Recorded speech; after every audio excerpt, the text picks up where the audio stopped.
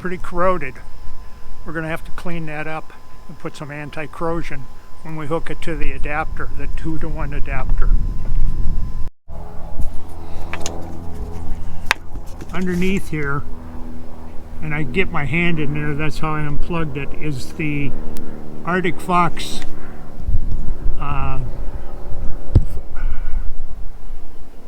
solar ready plug-in, and then I had the dealer install this panel before I took delivery, and now that I've seen my usage, that adding the other 170 watt panel just makes most sense for me. So in order to do that, I had to unplug the existing panel, and I have an adapter that will go from two panels to one, and I'll go get that. This mount had to be removed from it's sealed to the roof, and I did that by cleaning the die core out of the screw heads and then backing this out with my power driver, and then I used this lever here to raise that. I actually put a pad here first, a big pad, and I raised this up until the seal popped, and then I shoved my wedges in there far enough to where I can get my hand underneath here to unplug this cord. This adapter will be plugged in place of the old one I removed, and then this interface works with up to 20 amps of added power without having to put an individual plug-in box, which is kind of expensive. This here is under $15, and it achieves the same thing for the amount of amps that I want. So I'll be cleaning this up, putting it in here, plugging this back underneath into the pre-wired receiver plug-in for that Zamp Solar or that Northwood's installed, and then the new 170 watt that I'm installing on the other side of the trailer will plug in here.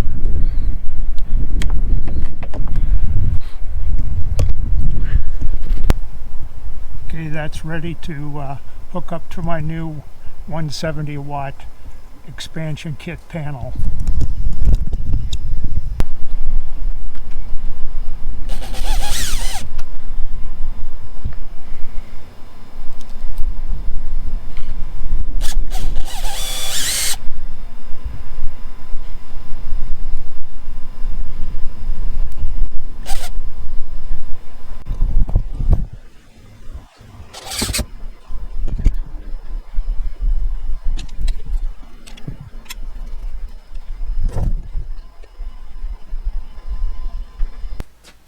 The box that the Zamp panel came in, I've trimmed down to make a cover for it. These panels produce power as long as light is hitting them, so they kind of recommend that you keep the light away from them until you get them all installed and plugged in, just so you don't have any sort of an incident where you short across the cable and maybe cause some electrical problems.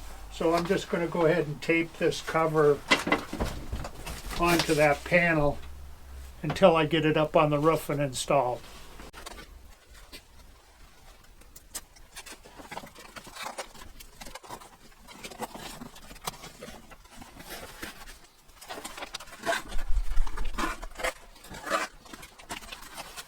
These little mounting wedges go down in this groove here, and they're kind of spring-loaded, and they're not much to giving them in there.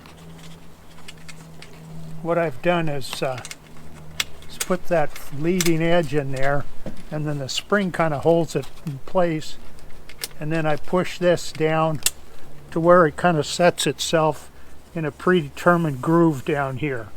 And sooner or later we're going to mount these standoffs on there and then the feet to the mounting that'll go up to the roof.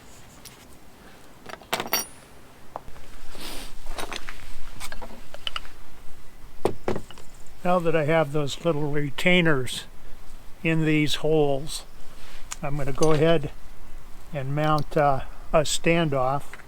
I want to make sure this goes up. And you take their little provided bolt here, goes right down on top of that little retainer, and I just thread it down by hand and give it a quick little snug with 7/16 wrench.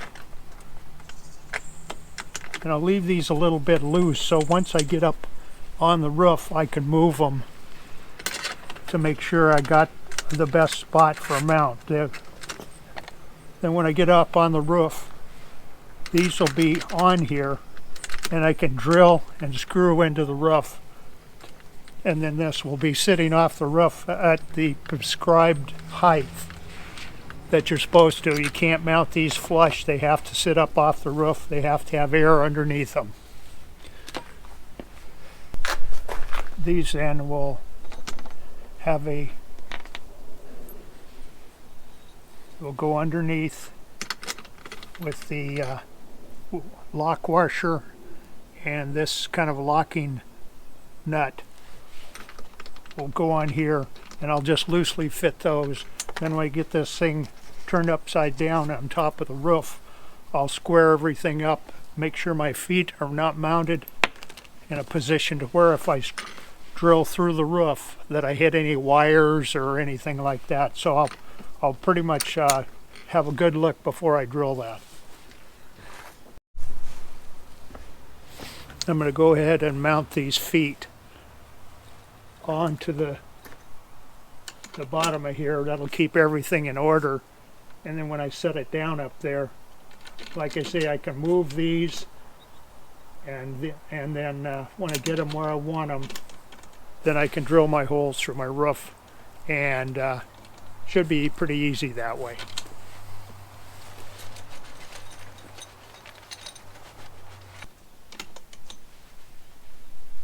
Put a lock washer on there.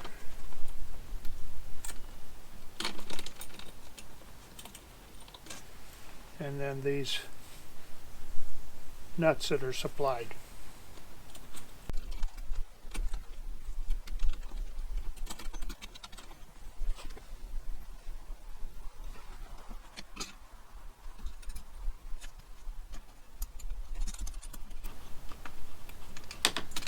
This is very movable up and down here. Once I loosen this, I can slide it up and down.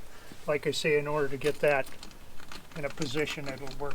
Got this set where I want it, and I'm going to go ahead and drill a couple of holes here. Just going to drill right through the top. When it's I'm not going in more than a ½ an inch because I don't want to hit any wires or anything underneath. I've checked already and I'm pretty sure I'm going to be okay underneath here.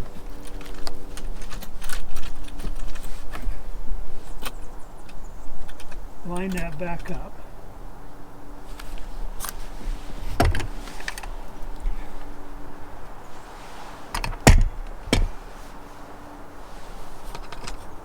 Start a couple of, yeah, I better get them.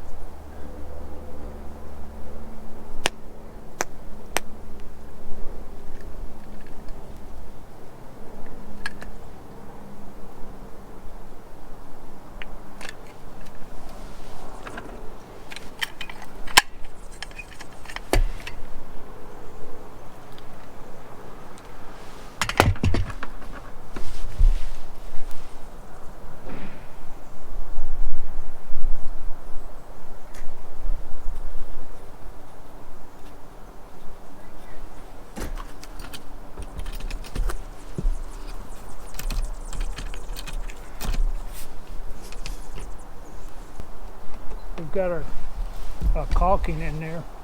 Now we're putting nice stainless steel screws in there. These won't rust.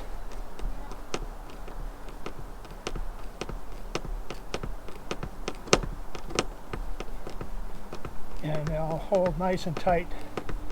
These are number 14's cap head.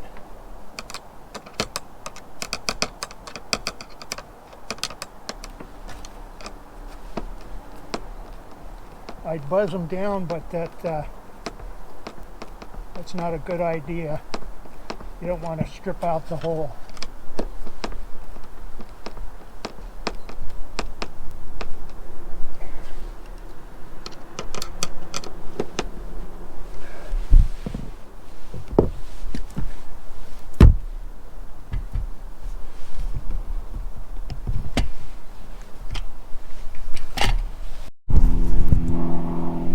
Add a little more caulk to that, but that's how I mount those feet.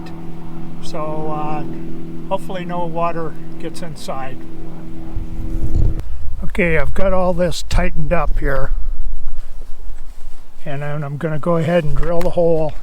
Like I say, I'm only going to go in there just to break through. There's a little plywood roof here, just enough to go through the rubber coating and then the plywood. That's it.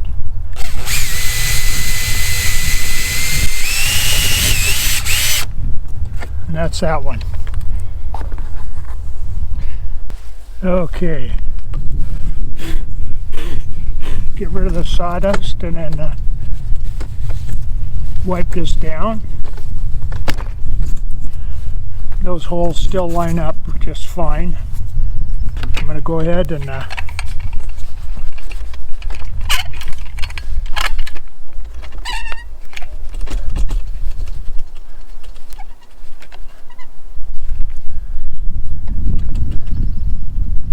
saturate that with the Dicor. This is the self-leveling type.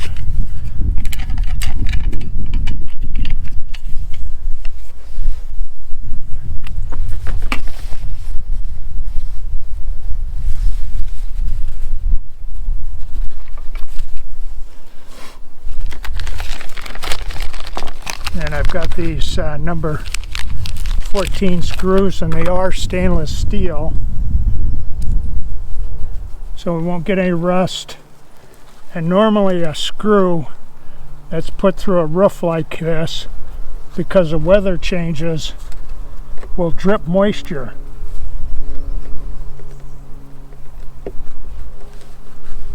And when they get condensation on them and start dripping, then they start rusting if they're not stainless steel.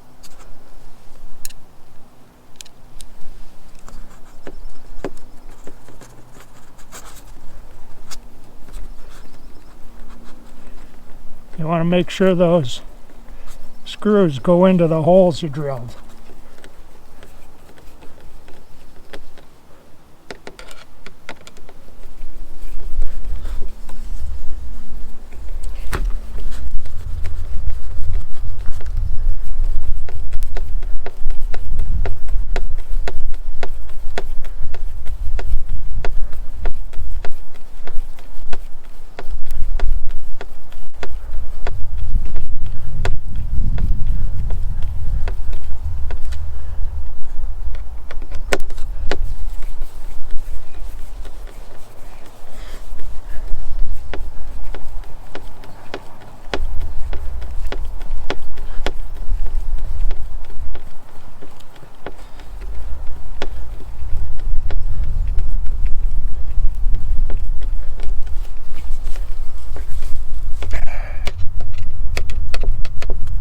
Check that second one again, because the other one tightened down.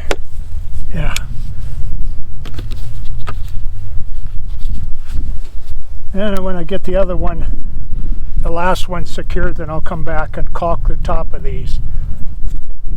It's it's nice and firm now. It's going to stay down there in those 60 or 55, 60 mile an hour winds. So that's how that goes.